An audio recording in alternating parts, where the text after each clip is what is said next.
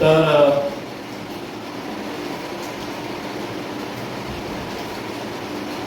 Demonstrative pronoun actually आपल्याला कसे वापरायचे आहे हे आज ॲक्च्युअली या ठिकाणी आपण बघणार आहोत. डेमॉन्स्ट्रेटिव्ह प्रोनाउन म्हणजे काय? डेमॉन्स्ट्रेटिव्ह प्रोनाउन म्हणजे दर्शक सर्वनाम. दर्शक सर्वनाम किती आहेत, कसे त्यांना वापरायचे, हे सर्व प्रश्न आपल्या मनात येत असतील. पण ॲक्च्युअली चिंता करू नका, या सर्व प्रश्नांची उत्तर आपल्याकडे आहेत. अगदी 5 मिनिटं माझ्याकडे म्हणजे तुमचा वेळ माझ्याकडे द्या. तर ॲक्च्युअली या डेमॉन्स्ट्रेटिव्ह प्रोनाउनचा उपयोग कसा करायचा हे या ठिकाणी आज आपण बघणार आहोत. जसं बघा, डेमॉन्स्ट्रेटिव्ह प्रोनाउन म्हणजे दर्शक सर्वनाम. आता या ठिकाणी नावं काय दिलेली आहेत, जसं बॅग आहे, बुक आहे, केदार आहे, ऑक्स आहे, बुक्स आहे, बॉईज आहे. आणि डेमॉन्स्ट्रेटिव्ह प्रोनाउन किती आहे? 4 आहे. डेमॉन्स्ट्रेटिव्ह प्रोनाउन किती आहे? 4 आहे. पहिला सिंग्युलर मध्ये येते दिस, ठीक आहे, सिंग्युलर मध्ये दिस येते. त्यानंतर दॅट सिंग्युलर मध्ये, आणि प्लुरल मध्ये येते दोज आणि दीज. दोज आणि दीज. जसं या ठिकाणी बघा मी लिहून दिलं आहे, दिस चा अर्थ आहे हा, ही, हे. दॅट चा अर्थ आहे तो, ती, ते. आणि दीज चा अर्थ आहे हे, ह्या किंवा ही. दोज चा अर्थ आहे ते, त्या, ती. ॲक्च्युअली तुम्हाला माहित नसेल तर नक्कीच नोट करून घ्या, लिहून घ्या, किंवा तुम्ही स्क्रीनशॉट पण काढू शकता. बघा आता यांची वाक्य लिहायची कशी.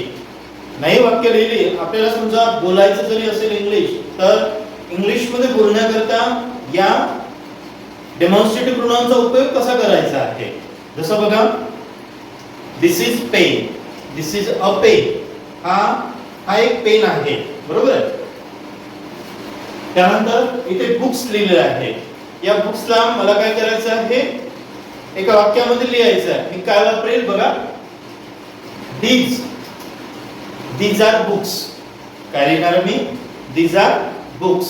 म्हणजे हे सर्व पुस्तकं आहे, बरोबर आहे.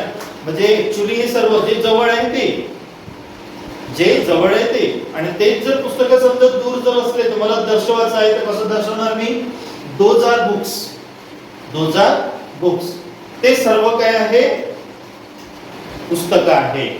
those are boys, ते सर्व काय आहे? मुलं आहे, बरोबर आहे. म्हणजे मित्रांनो, तुम्ही यासारखं काय करू शकता, यांचा उपयोग करू शकता. ज्या जवळच्या वस्तू आहे, गोष्टी आहे, यांना दर्शवण्यासाठी तुम्ही दिस आणि दीज वापरू शकता. दिस जे आहे THIS, दिस, या दीजचा उपयोग एका व्यक्तीला दर्शवण्यासाठी केला जातो.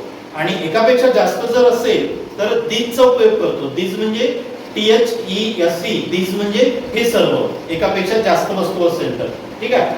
त्यानंतर दूर आहे आणि एक आहे, तर त्या ठिकाणी दॅटचा उपयोग करायचा. That is boy, that is a boy, तो एक मुलगा आहे, ठीक आहे.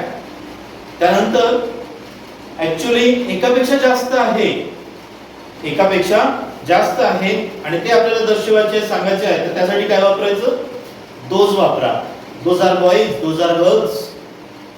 ते सर्व मुलं आहेत, ते सर्व मुली आहेत, ठीक आहे. म्हणजे इंग्लिश बोलण्यासाठी, लिहिण्यासाठी सुद्धा या प्रकार, जसं मी तुम्हाला आज सांगितलं आहे, यासारखं काय करू शकता तुम्ही, डेमॉन्स्ट्रेटिव्ह प्रोनाउनचा उपयोग करू शकता. आणि बिंदास करा मित्रांनो, सुरुवात करा इंग्लिश बोलण्यासाठी.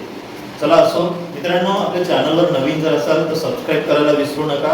प्लीज चॅनलला सबस्क्राईब करा. आणि व्हिडिओ आवडला असेल तर लाईक करा आणि थोडीशी कमेंट सुद्धा करा, माझ्यापर्यंत पोहोचली पाहिजे, ठीक आहे. थँक्यू.